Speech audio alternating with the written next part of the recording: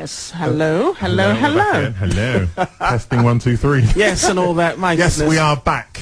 Black Connections with Simon and Sylvia, 91.8 Hayes FM, local radio where you live. Yes, indeed. And we are joined by Danielle. Hi, Danielle. Hello, everybody. How are you? I'm okay. Although you can't see my face, I can actually see you very, very clearly. Yes, we have to introduce Danielle as a local Author. Yes. A brand new author. Well done. Very new. Yes, very new. Exciting, hard work, but I've done it. Excellent, My excellent. first book. Wonderful. So you've written your first book. Is it a novel or is it an instruction manual? Well, it's combined. It's based on two halves. It's got a novel in the beginning on part one. Right. And in part two, I'm basically discussing issues, involving players and how women can avoid, by being at the hands of a player. Okay. Let me just halt you there for a minute. For those of us who are like dinosaurs, i.e. Simon, who are not up with the latest, conventional speak. Okay. What do you mean by players? What are you referring to when you talk about players? Okay, well, as I've put it in the book, a player is a person, it can be a man or a woman, that focuses their attention on winning the affections of their prey to get what they want for them. In the dating game, and based on this book, it's a person who is skilled at playing others and someone who seduces the opposite sex by pretending to care about them. They're frightened to commit to a relationship. Basically, they enjoy the challenge of the conquer of sex, the pursuit of sex, and basically a lot of people get hurt because of their games, because at the end of the day, if they were honest about what they wanted and, dedicated themselves into a relationship, then a lot of women and a lot of men wouldn't get hurt. Okay, let me stop you there for a moment, because I can see that this book has a wealth of information about what's going on the dating scene at the moment. Would you say that this kind of behavior is extremely prevalent amongst young people on the dating scene at the moment? At the moment, I think it's around the young teenagers, young adults. I mean, it happens with adults as well, young adults. It's on the dating scene at the moment. It's something that I would like to hope we could avoid.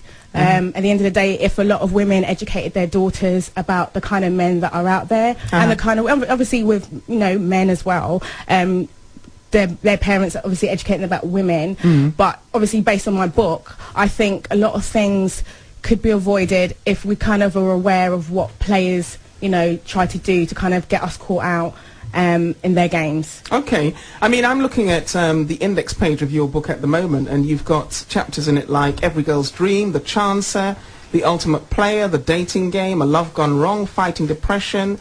Well, I also understand, certainly very early on in your book, you do say that some of this book is based on your own personal experience. Yes, it is. The story, the novel is based on my life story. Right. It starts off talking about my life growing on without a dad.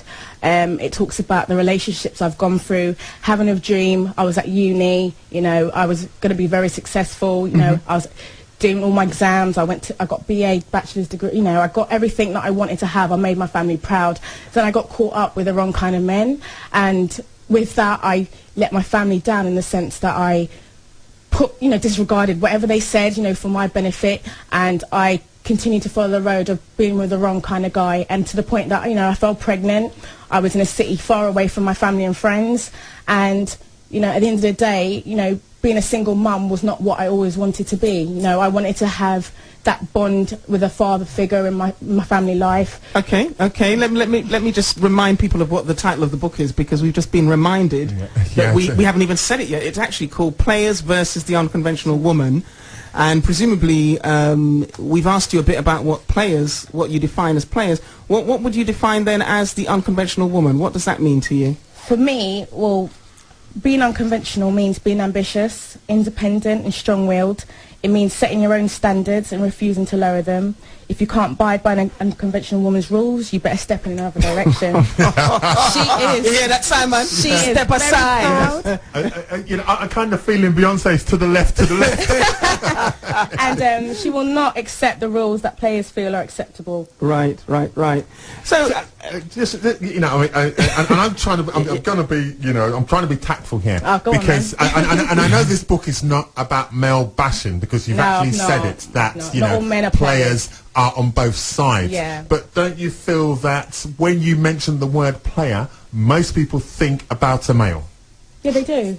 Because well, yeah, I mean, they do, because back in the day, it's always like, man, he's playing, he's a dog, he did this.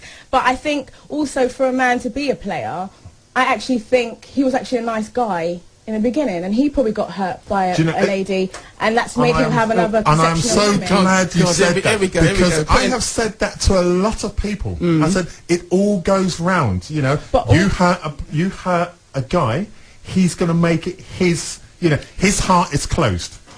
And then he's going to go ahead and hurt a lot of women. And the cycle goes on. It goes on. But at the same time, it's all down to choice. Because the way I see it is, a player will play. He has that decision to say, do you know what? If I want to cheat on my woman, then I don't have to. He can look at the rights and the wrongs. But if he goes and does it, then he's made that choice to do it. Yes. And for the reason, you know, when guys say, oh, I couldn't help it, you know, she tempted me. Well, you got tempted, but, you know, you had that choice to say no.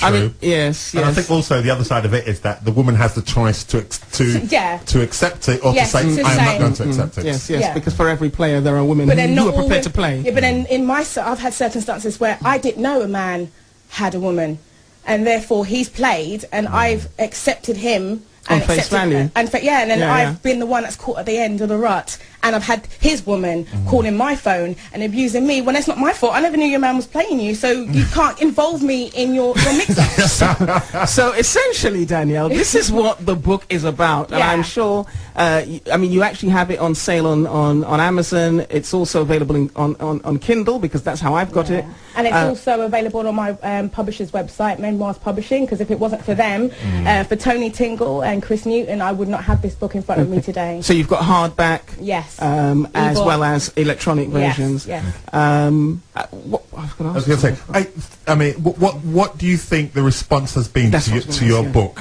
I mean, from both the female and the male gender. What has been the response? So far, I've had a lot of positive feedback. I've had friends that said it's been a page turner. I've had friends that said it's actually brought to light some of the things that they've gone through and didn't realise, you know, that could build up, and, you know, they've not kind of dealt with it. I've had people say that I've covered a lot of topics. You know, I've not been biased. I've kind of expressed quite even-handed. both views. Yes. Men, I mean, I've got male friends who've actually been very supportive, and they've read.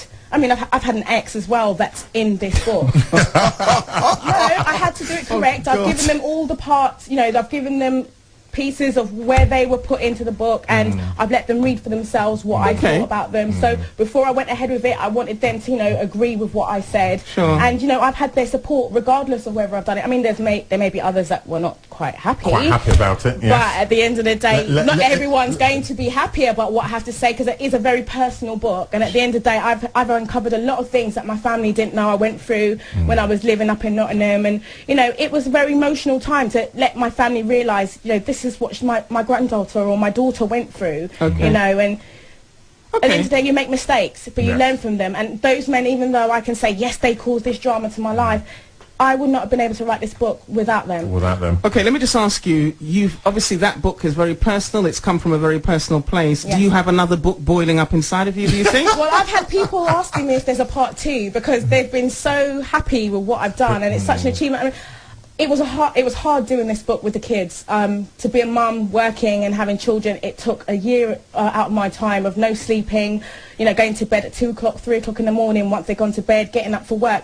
So now that I've just, you know, set up my own kids label as well, I don't know if I'm going to have to find time to do it, but anything's possible with me. I'm very determined, and I always do what I plan to do. So maybe next year, you know, once I've had a bit more drama in my life, you know, I might do another one. All right, Danielle. Perhaps you don't need drama. Perhaps you can write a part 2 of calm now. No, it will be. No, but the thing, I think it will be a lot. I'm very positive now. I've made this achievement, and hopefully from now on good things will happen, and it'll be pure success, and I'll be able to write about my successes. Excellent. Because for me, I think that is what the second book should be about now. About my success, yeah. You've got past the, you know, the initial initial drama. Now it should be be the positive. Positive. Yeah. Yeah. Having said that, though, people tend to like to read about drama, don't they? But that's what makes it. you don't have to live it. So remind us, what's your book called again? My book is called Players versus the Unconventional Woman by Danielle Brand. Lovely. You are a local resident. You live in the West London area, which is even more of a sort of a shout out for us in West London. I think also that the book is obviously properly published. It's available on Amazon. It's also available on Kindle, which is very 21st century. So yeah, we wish you every bit of luck with it, and of course if you do another one, please let us know. Let us know. But a crowning thought from me. I mean, what would you say to other women who, quote, have a little bit of drama in their life? Do you think they should put it to pen and put pen to paper, and it will, I think, cleanse them, so to speak? I think no, it's actually quite a healer. Yes, I'm sure it is. What made me do it is that so much anguish and upset had boiled up. It got to that point I burst, and I actually got really depressed. So I think if the women are going through, heartache or bad relationships, or they're at the hands of a player, or even abusive relationship, talk to someone. Write down your thoughts, get it out of your system. If you want to write a book. Anything's achievable. And at the end of the day, let out whatever hurt you have, because if it builds up, it doesn't make you a better person. All you have is anger. Okay, lovely.